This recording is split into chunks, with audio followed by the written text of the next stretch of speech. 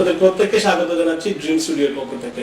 আজ আমরা কথা বলবো অল ইউরোপিয়ান বাংলাদেশ অ্যাসোসিয়েশনের আইবার মহাসচিব ও বাংলাদেশ বিজনেস কনসালটেন্সির প্রেসিডেন্ট এবং একই সাথে ফ্রান্স বাংলাদেশ অন্যতম কমিউনিটি ব্যক্তিত্ব জনাব কাজী এনায়েতুল্লাহ ইনুর সাথে, যিনি সম্প্রতি মালয়েশিয়া ঘুরে এসেছেন। আমরা সেখানে আমাদের প্রবাসী বাংলাদেশিরা কেমন আছে সেই বিষয়ে তার সাথে কথা বলবো। জনাব কাজী এনায়েতুল্লাহ ইনু, আপনাকে স্বাগত জানাচ্ছি।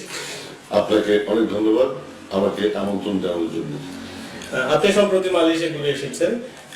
মালয়েশিয়া আমাদের বিপুল সংখ্যক প্রবাসী বাংলাদেশি রয়েছে, সেখানে কেমন আছে তারা?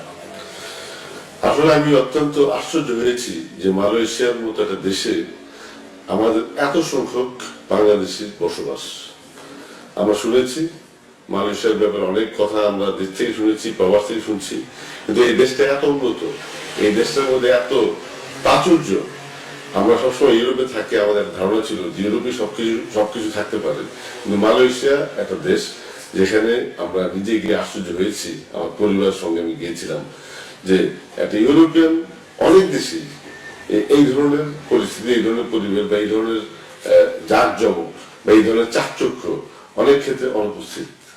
আমি বলতে চাই আমরা গর্বিত, মালয়েশিয়া একটা মুসলিম দেশ, আমাদের অনেক গর্বের ব্যাপার আছে, কারণ এই দেশ আমাদের জন্য একটা বড় উদাহরণ হিসেবে আছে কাজ করছে। আরেকটা বিষয় হচ্ছে যে দিন দিন আপনি লক্ষ্য করে থাকবেন যে আমাদের শ্রমবাজার কিন্তু সংকুচিত হচ্ছে। মালয়েশিয়া একটা সময় আমাদের শ্রমবাজারে বিশাল একটা ভান্ডার ছিল, তো সেখানে এখন আসলে শ্রমবাজারের কি অবস্থা? অ্যাকচুয়ালি মালয়েশিয়ার প্রচুর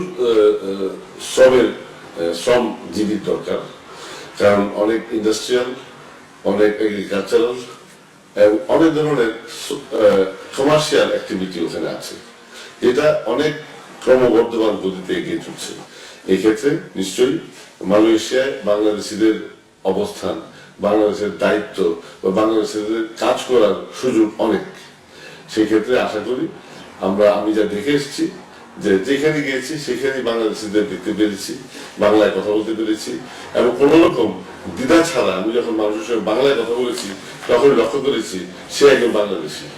তা আমি বুঝতে পেরেছি যে মালয়েশিয়ায় প্রথম বৈদেশিক অবস্থান হচ্ছে বাংলাদেশিদের। অতএব এই অবস্থানকে আরো সুদৃঢ় করা এবং সেটাকে আরো সঠিকভাবে একটা শ্রমজীবী দেশ হিসেবে আমাদের নেওয়া উচিত এবং সেই সঙ্গে আমাদের দেশ থেকে দক্ষ শ্রমিক ওখানে পাঠানোর মাধ্যমে আমরা যেন প্রমাণ করতে পারি আমাদের দেশ থেকে যারা ওখানে যাচ্ছেন তারা সেই দেশের সাংগঠনিক পর্যায়ে অংশগ্রহণ করছেন, সেই দেশকে আরো উন্নত ব্যবস্থাপনার ব্যাপারে সাহায্য করছেন এবং সেই সঙ্গে আমাদের দেশের জন্য পর্যাপ্ত প্রয়োজনীয় বৈদেশিক মুদ্রা অর্জন করছেন। সেখানে আমাদের কি পরিমাণ ব্যবসা প্রতিষ্ঠান আছে বা এই ধরনের কোনো কিছু আপনার চোখে পড়েছে কিনা? অ্যাকচুয়ালি মেইনলি আমি যা লক্ষ্য করেছি ওখানে আমাদের দেশ থেকে যারা যাচ্ছে তারা কাজ করছে। ব্যবসা কিছু আছে, অনেক সার্ভিস ব্যবসা, যেমন রেস্টুরেন্ট বা দোকান বা এই ধরনের অনেক সার্ভিসের ব্যবসা আছে যেটা বাংলাদেশে করেন এবং বাংলাদেশের যে একটা বৃহৎ কমিউনিটি ওখানে আছে সেটা তাদের কার্যকলাপে অংশগ্রহণ করছে। তবে বেসিক মালয়েশিয়ান তেমন অ্যাক্টিভিটিতে আমাদের দেশের মানুষের এখনো এতটুকু কার্যকলাপ আমার লক্ষ্য হয়নি, আমি লক্ষ্য করিনি, অথবা হয়তো আমার লক্ষ্য করার সুযোগ ছিল না। আমি গিয়েছি কয়েকদিনের জন্য, তার ধারণা যে একদিন ওইখানে আমাদের বাংলাদেশে থাকার পরিপ্রেক্ষিতে নিশ্চয়ই ওই দেশের অর্থনৈতিক কার্যকলাপে দৃঢ়ভাবে অংশগ্রহণ করার সুযোগ পাবে এবং তারা সেই ব্যাপারে তাদের দায়িত্ব পালন করতে পারবে। একটি জিনিস আপনি নিশ্চয়ই জানেন যে উন্নত মালয়েশিয়া মানে যার চেহারাটা আমাদের সবার চোখের সামনে ভেসে ওঠে তিনি হচ্ছেন মাহাথির মোহাম্মদ। তো সাধারণ মানুষের কাছে তিনি কেমন বা মানুষ কি মনে করে মাহাথির মোহাম্মদকে নিয়ে, কি তাদের প্রতিক্রিয়া? আমি আলাপ করেছি মালয়েশিয়ান মালে যারা আছেন, চাইনিজ যারা আছেন বা ইন্ডিয়ান অরিজিন যে মালয়েশিয়ান আছেন তাদের সবার সঙ্গে সবার মুখে একই কথা, মাহাথির মোহাম্মদ তাদের একজন দেবতার তুল্য একজন দেশপ্রেমিক নাগরিক। উনি আজকে ক্ষমতার বাইরে থেকে অনেক দায়িত্ব পালন করছেন এবং ওনার প্রতিটি কর্মকাণ্ডের যে স্বাক্ষর আমরা লক্ষ্য করেছি সেটা আমরা বুঝতে পেরেছি যে একজন লোক, একজন দেশপ্রেমিক লোকের একটা নির্ভরযোগ্য প্রচেষ্টা এবং প্রতিক্রিয়ার মাধ্যমে একটা দেশকে কিভাবে সংগঠিতভাবে উন্নত করা যায় তার প্রমাণ মালয়েশিয়া। অতএব মাহাথির মোহাম্মদের জন্য যে গর্ব ওনার দেশবাসী করেন, আমরাও তার জন্য গর্বিত। একজন তৃতীয় বিশ্বের দেশ নায়ক হিসেবে প্রমাণ করেছেন যে এই মালয়েশিয়ার মতো একটা দেশ আজকে একটা উন্নত দেশের পর্যায়ে যে কার্যকলাপে অংশগ্রহণ করছে, যে পৃথিবীর বিভিন্ন রাজনৈতিক সামাজিক কর্মকাণ্ডে তার একটা অবস্থান করে নিয়েছে, সেটার সমস্ত কৃতিত্বের একটা বড় অংশ এই মহাতির মোহাম্মদের। সেটা সবসময় ওনার দেশবাসী আজকে ফিল করেন এবং আমরাও মনে করি এটাও আমাদের জন্য একটা বড় উদাহরণ। এই উদাহরণ অনুসরণ করতে পারলে একটা যোগ্য নেতৃত্বের মাধ্যমে একটা দেশ কিভাবে তার উন্নতির চরম শিখায় আসতে পারে তার প্রমাণ মালয়েশিয়া, সেটা আমাদের অনুসরণ করার জন্য আমি বলবো অত্যন্ত একটা উপযুক্ত উদাহরণ, এবং সেটা যেন আমরা করতে পারি সেই জন্য আমার আবেদন আমাদের দেশবাসীর প্রতি, আমার দেশের যারা দায়িত্বে আছেন, রাজনৈতিক দায়িত্বে আছেন তাদের প্রতি। দেশপ্রেমের যে উদাহরণ মালয়েশিয়া দেখিয়েছে, মহাতির মোহাম্মদ দেখিয়েছে, সেটা যেন আমরাও আমাদের দেশে আমাদের কার্যকলাপে প্রমাণ করতে পারি এবং আমার দেশকে ভালোবাসতে পারি এবং দেশের উন্নয়ন কার্যক্রমে মালয়েশিয়ার মতো একই রকম উদাহরণ রাখতে পারি। আপনি তো দীর্ঘদিন ধরে কমিউনিটিতে কাজ করছেন, মানুষের সাথে একটি সম্পর্ক আছে, কিংবা আইবার মধ্যে একটি বড় সংগঠনের সাথে রয়েছেন। তো একজন বাংলাদেশী হিসাবে নিশ্চয়ই আপনারও একটি স্বপ্ন আছে। আপনার কাছে কি মনে হয় যে মাহাতির মোহাম্মদের মতো কেউ বাংলাদেশে আসবে, তো বাংলাদেশ একটা সময় মালয়েশিয়ার মতো একটা জায়গায় পৌঁছানো সম্ভব হবে? আমার বিশ্বাস কোন দেশ বা কোন স্থান বা কোন জাতি বা কোন কার্যক্রম তুলনা করার ব্যাপার না। এক এক দেশের এক এক পরিস্থিতি, এক পরিবেশ, এক এক লোকজন, এক এক অভ্যাস, সবকিছুই স্বতন্ত্র। তো আমাদের যেটা আমরা মানুষের একটা উদাহরণ হিসেবে নিতে পারি সেটা হচ্ছে তাদের সংঘবদ্ধতা, তাদের ধৈর্য, তাদের দেশপ্রেম, এগুলো। সেটা আবার আমাদের দেশের কনটেক্সটে আমরা কাজে লাগাতে পারি। আমি বলবো যে আমাদের দেশের মানুষের মধ্যে যদি দেশপ্রেম থাকে, নেতৃত্বের মধ্যে সেই একটা সঠিক উপলব্ধি থাকতে পারে, নিশ্চয়ই আমাদের দেশেও একই উন্নতি সম্ভব। এবং আমি বলবো মালয়েশিয়া কেন, আমাদের দেশে যে পটেনশিয়ালিটি আছে, জনশক্তি আছে, আমাদের দেশে যে একটা ভবিষ্যৎ সম্ভাবনা আছে, সেইটা সেই পরিস্থিতির পরিপ্রেক্ষিতে কাজে লাগিয়ে আমরা হয়তো মালয়েশিয়ার চেয়ে ভালো করতে পারবো। এবং সেই জন্য এই যে উদাহরণ আমাদের সামনে আছে সেটা আমরা সামনে রেখে কাজ করতে পারি। এবং এই ব্যাপারে আমার একান্ত অনুরোধ, আমাদের দেশে যারা বিভিন্ন রাষ্ট্রীয় কর্মকাণ্ডে আজকে অংশগ্রহণ করছেন, আপনারা অনুগ্রহপূর্বক এই উদাহরণগুলো একটু লক্ষ্য করবেন, কারণ এই উদাহরণের মাধ্যমেই আমরা অতিক্রম করতে পারি আমাদের সেই দুঃখ দুর্দশা, আমাদের সেই যে একটা নানা ধরনের অভিযোগ, অভাব, বা আমাদের যে একটা অনেক ক্ষেত্রে দৈন্যতা আছে আমাদের মধ্যে আমরা লক্ষ্য করি, সেগুলো কাটিয়ে ওঠা সম্ভব শুধু দেশপ্রেমের মাধ্যমে, দেশের প্রতি নিজের যতটুকু সম্ভব কন্ট্রিবিউশন করার মাধ্যমে, এবং সেটা যেন জনগণের কল্যাণে হয়, জনগণের কল্যাণের পরিপ্রেক্ষিতেই আমরা তৈরি করতে পারবো আমাদের সেই কাঙ্ক্ষিত সুন্দর বাংলাদেশ। আরেকটি বিষয় আপনার কাছে জানতে চাচ্ছিলাম যে ভালো মন্দ নিয়ে আসলে আমরা এগিয়ে যাচ্ছি, আমাদের কমিউনিটি এগিয়ে যাচ্ছে, কিন্তু অনেক সময় অনেক জায়গায় এবং অনেক দেশেই কিছু কিছু কাজগুলো আমাদের নেতিবাচক ভাবে উপস্থাপন করছে। তো এই ক্ষেত্রে আসলে আমাদের কি করা উচিত?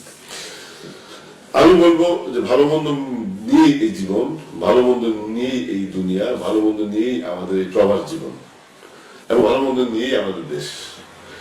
তো ভালো মন্দের মধ্যে একটু ভালো দিকটা যদি বেশি করতে পারি, বেশি হয়, সেটি হয়তো আমাদের জন্য মঙ্গলকর। আর মন্দটা যত কম করা যায় বা মন্দটা যত বেশি অ্যাভয়েড করা যায়, ততই বোধহয় আমাদের জন্য বেশি আশার আলো আমরা দেখতে পারি। সেটা যে কোনো কনটেক্সটে। আমরা যে প্রবাসে অনেক সময় নানাভাবে অনেক ক্ষেত্রে আমরা লক্ষ্য করি যে আমাদের মধ্যে অনেক বৈষম্য, আমাদের মধ্যে অনেক অধৈর্যতা, আমাদের মধ্যে অনেক সহানুভূতির অভাব থাকতে পারে। এগুলি যেন আমরা কাটিয়ে উঠতে পারি, কারণ আমরা বাংলাদেশ ছেড়ে এসেছি একটাই উদ্দেশ্যে, সেটা হচ্ছে আমাদের জীবনের অর্থনৈতিক উন্নয়ন। আমাদের জীবনের অর্থনৈতিক উন্নয়নের মাধ্যমে আমরা যেন সামাজিক উন্নয়ন করতে পারি, এবং সেই সঙ্গে সামাজিক উন্নয়নটা যেন একসময় আমাদের দেশের সার্বিক উন্নয়নে কাজে লাগে। এবং সেই সার্বিক উন্নয়নের লক্ষ্যে আমাদের মধ্যে দরকার একাত্মতা, আমাদের মধ্যে দরকার সংগঠিত হওয়া, এবং সেই সংগঠনের পরিপ্রেক্ষিতে আমরা যে শক্তি অর্জন করতে পারবো তা যেন কাজে লাগে আমার দেশ গড়ার সংগ্রামে। আমার দেশ স্বাধীন হয়েছিল একটা উদ্দেশ্য নিয়ে। বাংলাদেশ এই প্রথম এই স্বাধীনতার মুখ দেখেছে। স্বাধীনতার জন্য অনেক লোক প্রাণ দিয়েছেন, শহীদ হয়েছেন, অনেক দুঃখ কষ্ট আমাদের পোহাতে হয়েছে। আমরা যেন ভবিষ্যৎ বংশধরদের জন্য রেখে যেতে পারি সেই বাংলাদেশ, যার মাধ্যমে আমাদের সমস্ত শহীদদের আত্মদান যেন একদিন প্রমাণিত হয় যে সেটা বৃথা যায়নি, এবং আমরা যেন সেই শহীদদের প্রতি আমাদের দায়িত্ববোধ, আমাদের দেশপ্রেম, এবং সেটা যেন প্রমাণ করতে পারি কালকের সেই সমৃদ্ধশালী বাংলাদেশ গঠনের মাধ্যমে এই জন্য দরকার আমাদের সংগঠিত হওয়ার দরকার, এবং সেই সঙ্গে সব ক্ষেত্রে সব জায়গায় ধৈর্য সহকারে যেন আমরা আমাদের জীবন, আমাদের সমাজ, আমাদের অর্থনীতি, আমাদের রাজনীতি এবং আমাদের দেশ পরিচালনা করতে পারি। এই ব্যাপারে আমাদের সবার দায়িত্ব পালনের প্রয়োজন আছে, এবং সেটাই মনে করি আমাদের সবার জন্য সবসময় সব ক্ষেত্রেই প্রযোজ্য। আপনাকে অসংখ্য ধন্যবাদ ড্রিম স্টুডিওর পক্ষ থেকে আপনার অত্যন্ত ব্যস্ততার মাঝে আমাদেরকে সময় দেওয়ার জন্য। আপনাকে অনেক ধন্যবাদ, এবং আমি মনে করি আমাদের সবকিছু শেষে যেটা সবসময় অনুভব করা উচিত সেটা হচ্ছে বাংলাদেশ আমাদের দেশ, আমরা যেন সবাই মিলে তৈরি করতে পারি কালকের সেই সুন্দর বাংলাদেশ, যার জন্য আমাদের দেশের অনেক সন্তান তার জীবন দিয়েছেন, অনেক অনেক কিছু হারিয়েছেন।